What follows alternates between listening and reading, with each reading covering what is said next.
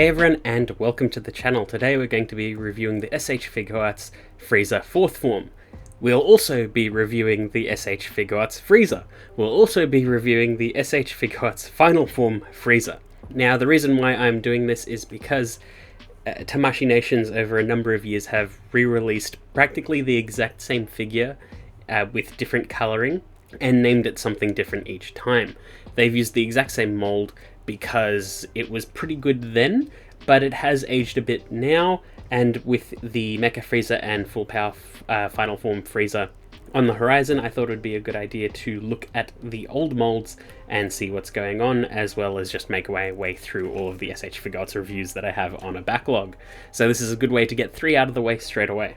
So we'll basically be going through what makes each figure different, as well as an overall look of the figure itself.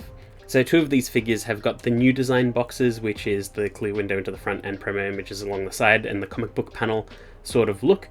They did change the name multiple times between all 3 of these figures because of where they sort of situated in release. So, for example, the original one is called Final Form Frieza because I believe that was released during Dragon Ball Kai, which is before they did the whole Gold Frieza thing, so as far as we knew, this was the final form of Frieza. Then the second release was during Dragon Ball Super, which is why Frieza has got a halo, and some of the accessories have changed a bit in this one. And then the latest release is called 4th Form Frieza because this was in the middle of them releasing all of the actual other forms of Frieza. So we'll get right into it with unboxing them, and you can see straight away there is a difference in accessories, and pretty much with every single release of this mold, we either gained something or lost something, and for the most part we did lose something major between each release, and we will be getting into that. So first up, the Final Form Frieza's loadout comes with 3 faces, several additional hands, a folded arm accessory, 3 sets of feet, a death beam effect, a death ball effect, and an additional tail for sort of choking, as well as removing part of it to simulate a cut-off tail, as well as a rock base accessory that one of these pairs of feet can fit into. So a pretty damn good loadout. There is also a flight stand to help with the death beam and just general weight of the figure, because it is hard to pose Frieza up by themselves. The second release of Frieza got rid of the rock base and added a halo effect, as well as recolored the other pieces and has new faces but still has only 3 faces. And then the latest release has ditched the effect parts altogether and is the lightest of the load, but comes with an activated 5-star Namekian Dragon Ball. So as you can see, each release has been a little bit different, but for the most part we have lost something every time.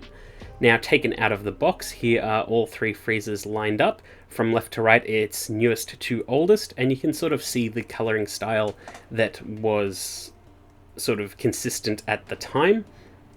So the oldest one has got a lot more shading and paint in general. The middle one pretty much has no shading at all, and is pretty much a pure white, which is sort of more anime accurate.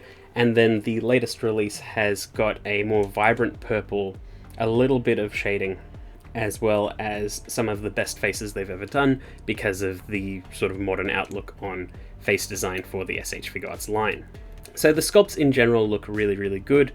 They are a bit dated, and that becomes more apparent with the later releases of Frieza in particular, because we've gotten the 1st form, 2nd form, and 3rd form in between then and now, and you can see how much more effort is put into the sculpt work, not so much paint, but they are just all fantastic figures, and these are starting to feel very old. In particular, the original release just feels incredibly loose all throughout. The original release also is lacking paint in a few weird areas, like the shoulders, because they did that so I think the paint wouldn't rub or chip. For future releases, they just had that part molded in purple, but it is pretty jarring when you see the original Frieza just side on.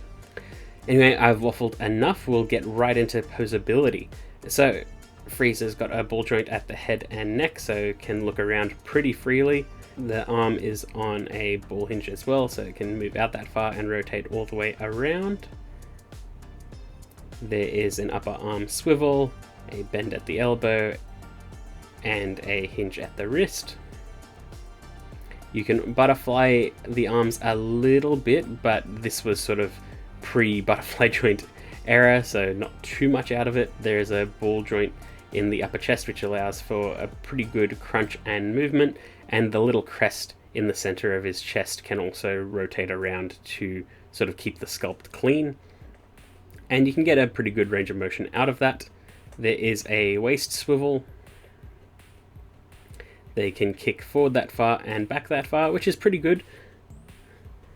The legs can split out that far, which is also still pretty good. They can swivel at the ball joint at the leg, but there is no thigh swivel. There is a bend at the knee, as well as a ball hinge for the ankle, which allows for pretty good posing. And the tail is on a ball hinge as well, so you can get a decent amount of movement out of it, and for the most part you use the tail to prop Frieza up. The alternative tail that comes with the original release and second release has got an additional swivel halfway through, and that can be removed to do the cut-off tail effect.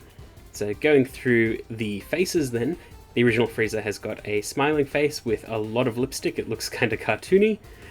They have a sort of battle-damaged, eye-closed, teeth-gritted face, which looks amazing, and it's the only figure that has this face.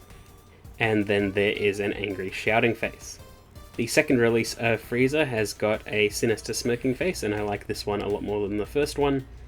A teeth-gritted, angry face, looking down, as well as a angry, shouting face. The final release has got a sinister, smirking face. This is the same as the second release, but with a little bit more added detail, especially around the eyes.